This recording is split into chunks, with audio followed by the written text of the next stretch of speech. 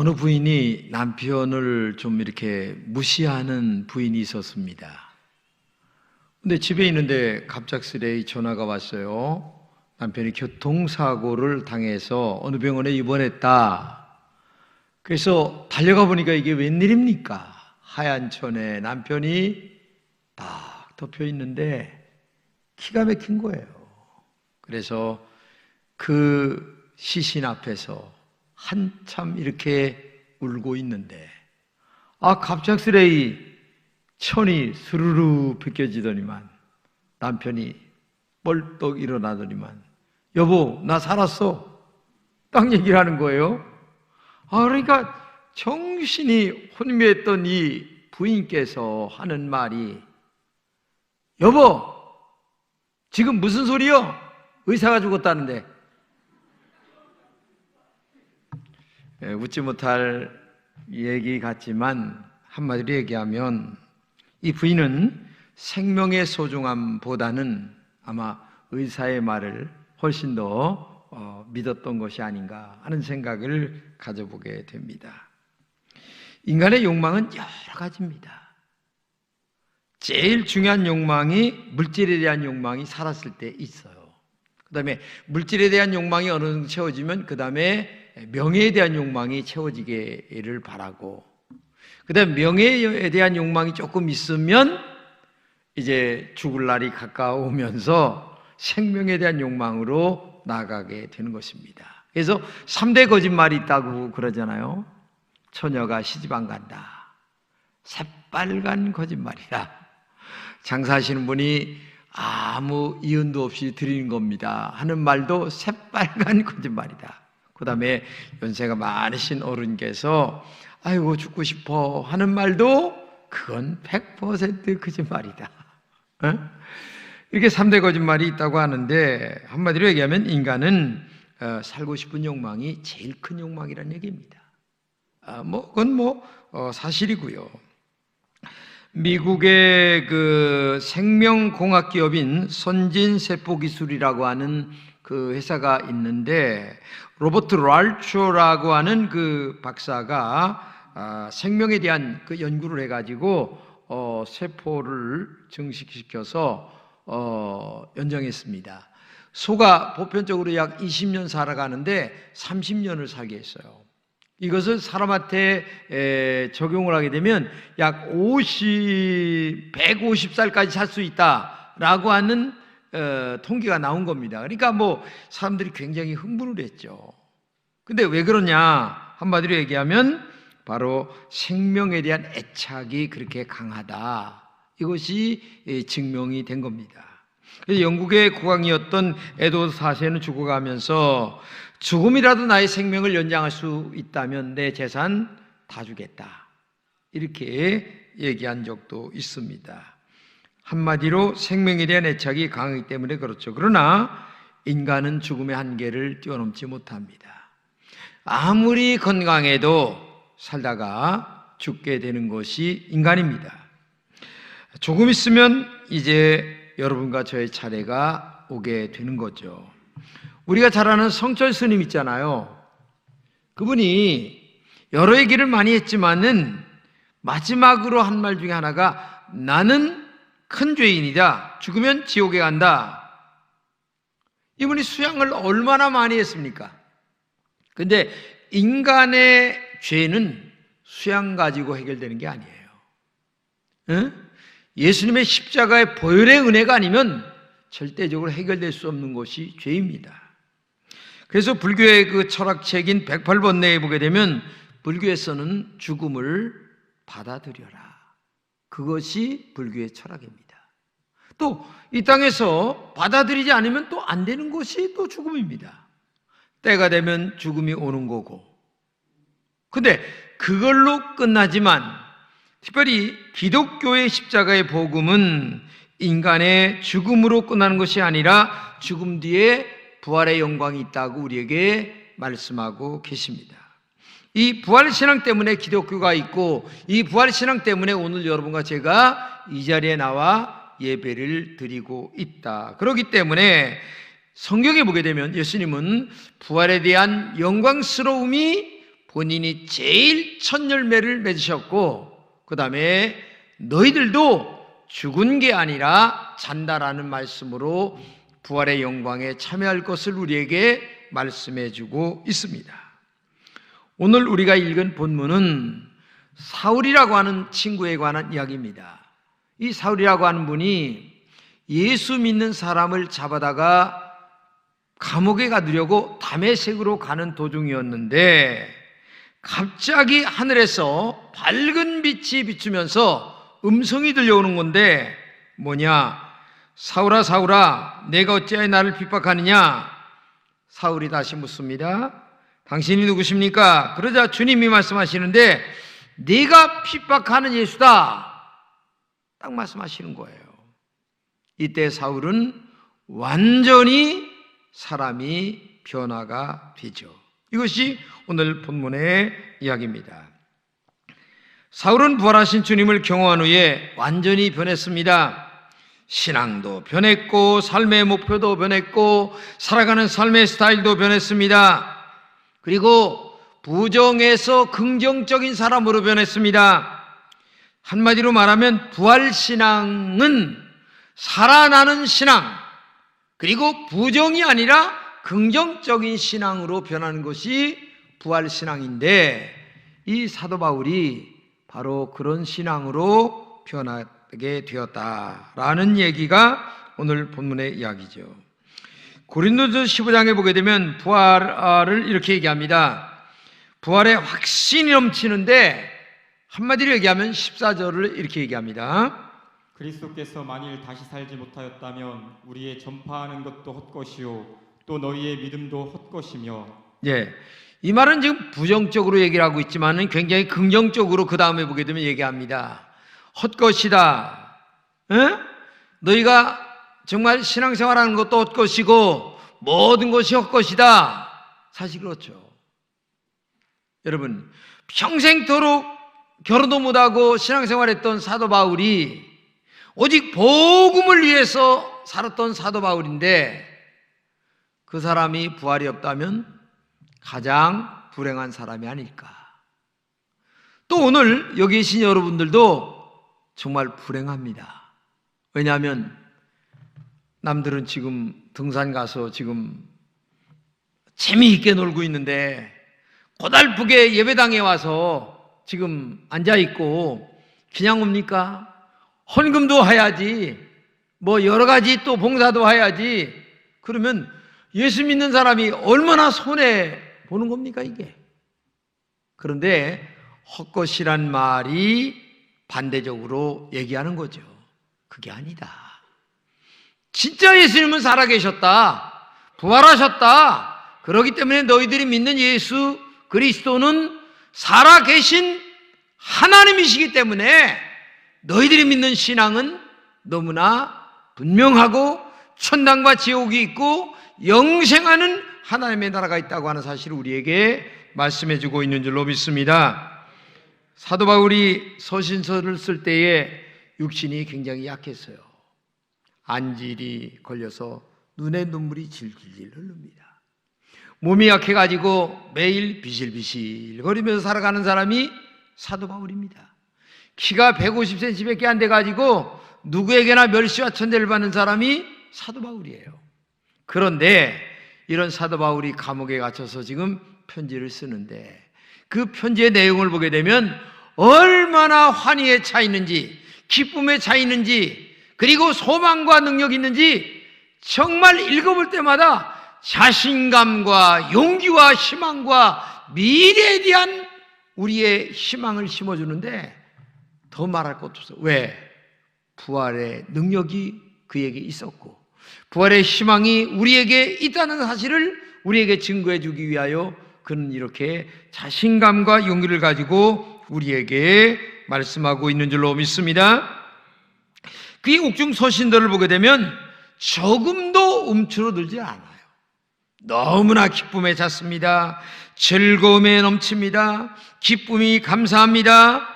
그렇기 때문에 정말로 죽은 자의 부활은 현실적 우리의 삶도 용기를 주지만 마지막 죽어서도 다시 사는 미래에 대한 부활의 영광이 우리 가슴 속에 있는 사람들은 정말 희망과 용기로 살아가는 그런 사람이 되어야 된다, 이렇게 말씀하고 있는 줄로 믿습니다. 어떤 사람이 사업을 하다 망했어요.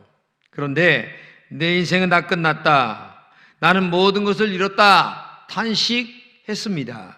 그러나 깊이 생각해 보세요. 사업 망했다고 해서 다 죽는 것 아닙니다. 잠시 동안의 어려움과 고난이 있을지 모르겠지만은 사업 망하고 돈 잃고 명예 잃었다고 해서 끝났다 아닙니다. 그런 일을 겪은 사람들이 얼마나 많이 다시 회복하여 인생을 역전으로 살아가는 사람들이 이 세상에는 수없이 많습니다.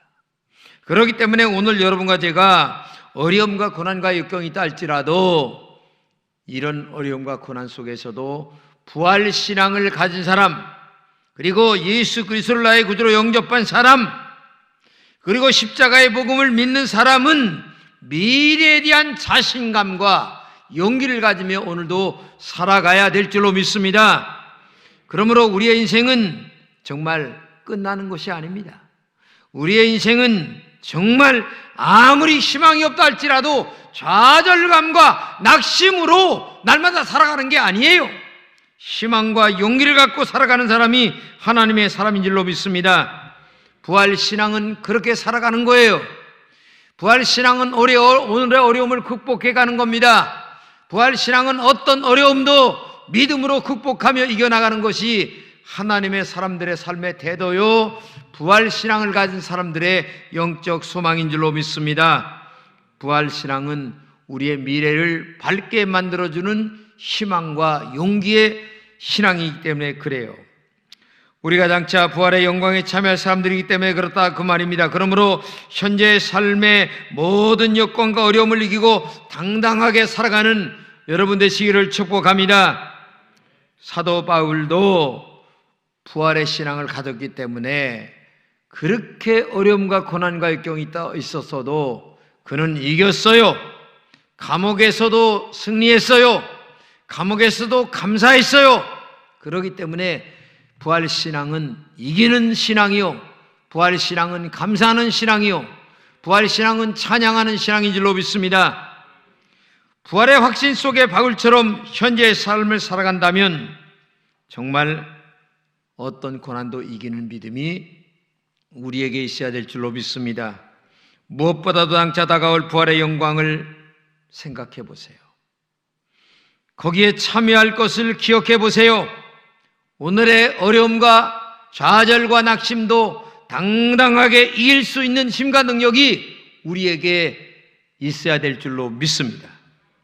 그런데 사도 바울이 이렇게 어떻게 확신과 자신감과 용기 있는 말을 하면서 살아갈 수가 있었을까? 그것은 딱 한 가지입니다. 한마디로 얘기하면 부활신앙을 가졌기 때문에. 그런데 그 부활신앙을 갖게 된 것은 다른 게 아니고 예수님의 부활을 경험했기 때문에 그는 그러한 자신감과 용기를 갖게 되었다. 아까도 얘기했지만 본문에서 사울아 사울아 내가 어찌하여 나를 핍박하느냐,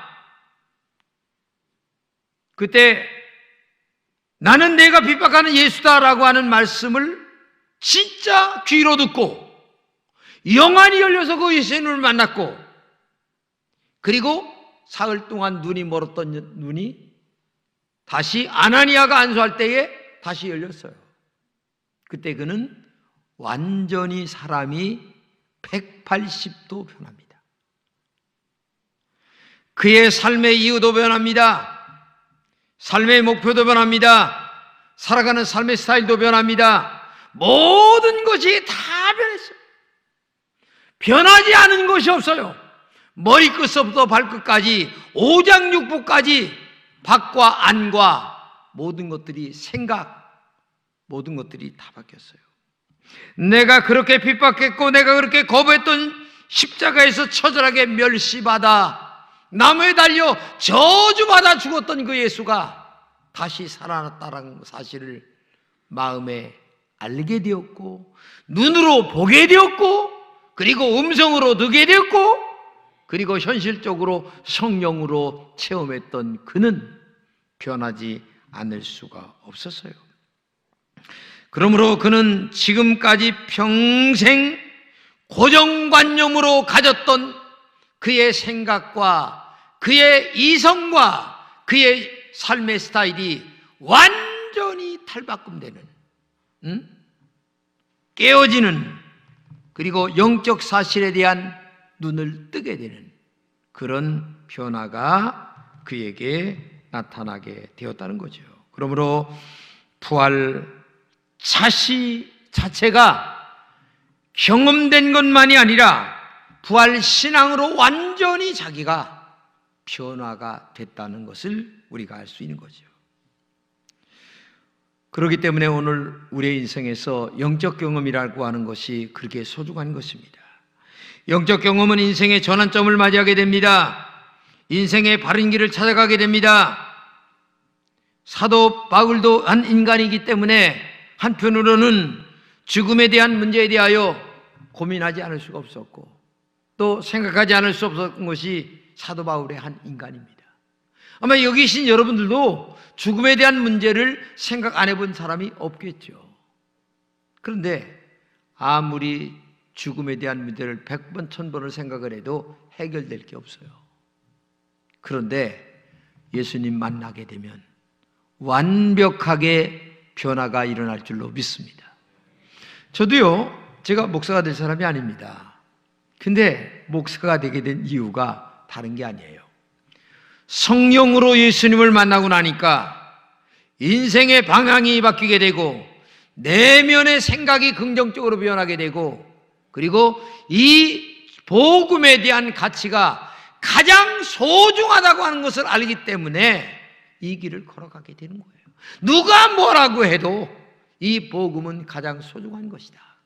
그렇기 때문에 저도 목사의 길을 걷게 되는 거죠. 그렇기 때문에 오늘도 여러분과 제가 경험된 예수, 그리고 영적인 이 경험은 정말 우리에게 소중한 것입니다. 지식을 넘어, 그리고 배움을 넘어, 그리고 경험되지 아니한 이 영적 세계에 대한 예수님에 대한 경험은 이 사도 바울이라고 하는 한 인간을 완전히 탈바꿈시켜 놓은 한 아주 획을 긋는 역사가 일어나기 시작했죠. 그는 이 부활의 확신 때문에 선명하고 확신한 신앙을 가졌습니다. 그렇기 때문에 오늘도 여러분과 제가 이 선명하고 확실한 신앙을 갖기 위해서는 영적 경험이 우리에게 있어야 된다는 얘기입니다. 물론 한 번의 경험이 전체적인 것은 아닙니다. 그것이 잘못된 신앙으로 빠질 때의 문제도 있습니다.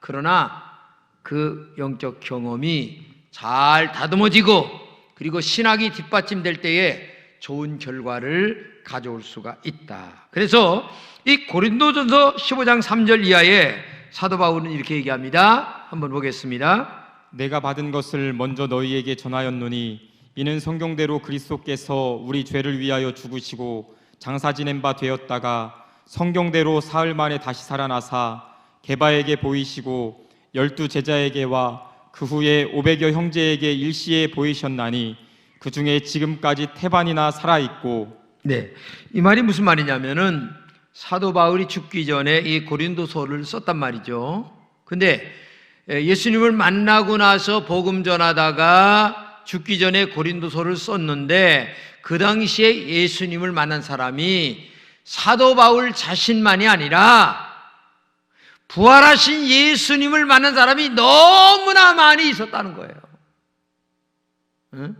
그렇기 때문에 이 부활이라고 하는 것은 믿을 수 없는 사실 같지만 너무나 확고하고도 확실한 사실이라고 하는 사실을 강조하기 위하여 지금 이 얘기를 지금 하고 있는 거예요. 여러분, 사람이 살면서 언제 변질되지 않습니까? 그리고 언제 신앙이 흔들리지 않습니까?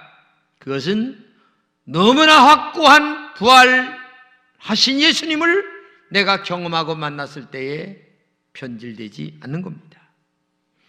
이론으로만 알고 있으면 신앙은 언제든지 변질될 수가 있어요. 그러나 내가 하나님과의 1:1 관계 속에서 직접 영적으로 경험된 예수를 만났을 때에 돌이킬 수 없는 너무나 확고한, 너무나 분명한, 너무나 사실화된 신앙으로 내 마음속에 못이 박히도록 확고한 신앙으로 될 수가 있는 것입니다. 그렇기 때문에 오늘도 여러분과 제가 이 부활 신앙이 얼마나 소중한가를 우리가 알아야 됩니다. 예수님은 부활의 첫 열매가 되십니다. 첫 열매라고 하는 말은 그 다음 열매가 계속 열린다 그런 뜻이에요. 우리 시골에 가면 대추 나무가 많은데 대추가 나무 심으면 3년 되면 열립니다. 3년 만에 열리면 그 다음에 계속 열리는 거예요. 지금도 열립니다.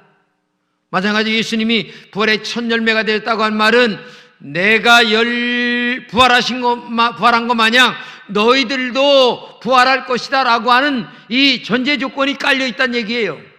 그렇기 때문에 부활하신 예수님을 믿는 신앙이라면 부활하신 예수님처럼 여러분과 저도 부활의 영광에 참여하게 될 줄로 믿습니다.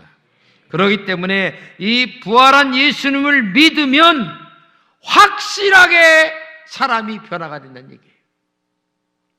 오늘 본문에 보게 되면 21절에 이렇게 얘기합니다. 즉시로 각 회당에서 예수가 하나님의 아들이심을 전파하니 듣는 사람들이 다 놀랐다. 왜냐하면 예수 이름을 부르는 사람들을 멸하려던 자가 아니냐. 얼마나 변화가 됐는지 세상에 엊그저께만 해도 예수 믿는 사람 붙잡아다가 감옥에 가두려고 하던 사람이 지금은 예수 믿어야 돼, 예수 믿고 천당 가야 돼, 이렇게 얘기를 하니까 사람들이 아니 이게 지금 어떻게 된 거요? 사람이 이렇게 변하는 거예요. 그러니까 여러분들이 아직도 신앙이 확고하지 않은 사람들은 부활하신 예수님을 확실하게 덜 만났기 때문에 그렇지 진짜 만나보세요. 아마 사도 바울보다 더 확고하게 변하게 될 여러분인 줄로 믿습니다. 할렐루야. 이제 프랑스의 물리학자인 파스칼은 그에 져서 팡세에서 이렇게 얘기합니다. 부활을 확률적으로 얘기해요. 확률적으로. 천당과 지옥이 있다는 사실은 이 땅에 살아있는 동안 아무도 모른다. 죽고 난 다음에만 안다. 이렇게 말합니다. 그러면서 다음과 같이 말했어요. 내가 하나님을 믿었어요. 그런데 죽어보니 천당과 지옥이 없어. 그러면 손해볼 게 있어요, 없어요? 별로 없다는 거야. 왜냐? 이 땅에서 조금 시간 예배당에 나오냐고 시간 낭비하고 그 다음에 헌금하느냐고 조금 낭비한 거 외에는 없다는 거야. 근데 내가 하나님을 믿지 않았어요. 근데 죽어보니 천당과 지옥이 있는 거야. 그럼 어떻게 되겠어요? 완전 끝장이야. 그럴 때에 만약에 이 세상에 사는 동안에 예수를 믿는 것이 훨씬 더 좋다는 거야. 확률적으로 볼 적에 예수 믿어서 내가 확률적으로 천당과 지옥이 있다 없다 모른다 할지라도 팡세에서 그렇게 얘기하는 게 파스칼이 그렇기 때문에 살아있는 동안에 예수를 믿는 것이 너무나 좋다는 거야. 부활을 믿는 게 너무나 좋다는 거죠. 그렇기 때문에 오늘도 여러분과 제가 정말 이 땅에 있는 동안 확실한 신앙을 가져야 되는 거예요. 근데 팡세는 여기에서 지금 이렇게 확률적으로 얘기하고 있지만 이 부활이라고 하는 신앙은 확률이 아니라 100% 진짜야. 할렐루야. 아멘. 그렇기 때문에 믿어도 되고 안 믿어도 되고 할 문제가 아니고 진짜 믿어야만 될 문제, 안 믿으면 안 되는 문제, 안 믿으면 지옥 가는 문제가 있기 때문에 이건 진짜 믿어야 될 문제다 이렇게 얘기합니다. 여러분, 제가 어제 저녁에 좀 얘기했는데 보네포 목사님이 계십니다. 미국의 유니온 신학교에 있다가 독일이 그렇게 어려울 때에 독일로 가서 보니까 이게 말이 아니에요. 히틀러가 그래서 하나님 앞에 기도합니다. 하나님, 이 운전수가 운전을 잘못하는데 사람을 막 쳐 죽이는데 이게 운전수로 어떻게 해야 됩니까? 그러니까 하나님의 음성으로 듣습니다. 끌어내려. 그래서 이제 암살하려고 얘기를 합니다. 근데 이 암살하려고 모사를 하다가 발각이 됩니다. 감옥에 갇혔어요. 그러다가 39살에 처형이 됩니다. 근데 마지막 처형되어 나가는데 영국의 기자와 함께 한 방에 있었어요. 영국의 기자가 하는 말이, 아이고 목사님 참 이제 끝이네요. 그러니까 껄껄껄 웃으면서, 끝은 뭐가 끝이야, 이제 시작이야, 나는 부활의 영광에 들어가는 거야 하면서 웃으면서 감옥에서 보네포 목사가 딱 걸어나가는 거예요. 여러분, 제가 그 타자를 위한 교회라는 그 책을 엊그저께 읽으면서 적어도 우리에게는 그런 신앙의 확신이 있어야 됩니다. 부활의 확신, 예수 그리스도의 십자가의 복음을 믿는 확신. 적어도 그리스도인이라면 이런 확신 속에서 살아가는 믿음이 있어야 될 줄로 믿습니다. 다른 것은 다 거짓말이라 할지라도 예수님의 부활만은 100% 확실한 것이다. 이걸 믿고 승리하는 여러분 되시기를 축복합니다. 기도합시다. 하나님 감사합니다. 우리 금천의 모든 성도들에게 진짜 복음, 진짜 십자가, 진짜 부활을 믿는 우리 성도들이 되게 하여 주시옵소서. 그리하여 예수님이 첫 열매가 되신 것처럼 우리도 언젠가 부활의 영광을 바라볼 그날을 바라보며 믿음으로 하루하루를 오늘 용기 백배하게 살아가는 금천의 성도들이 되게 하여 주시옵소서. 예수님의 이름으로 기도합니다. 아멘.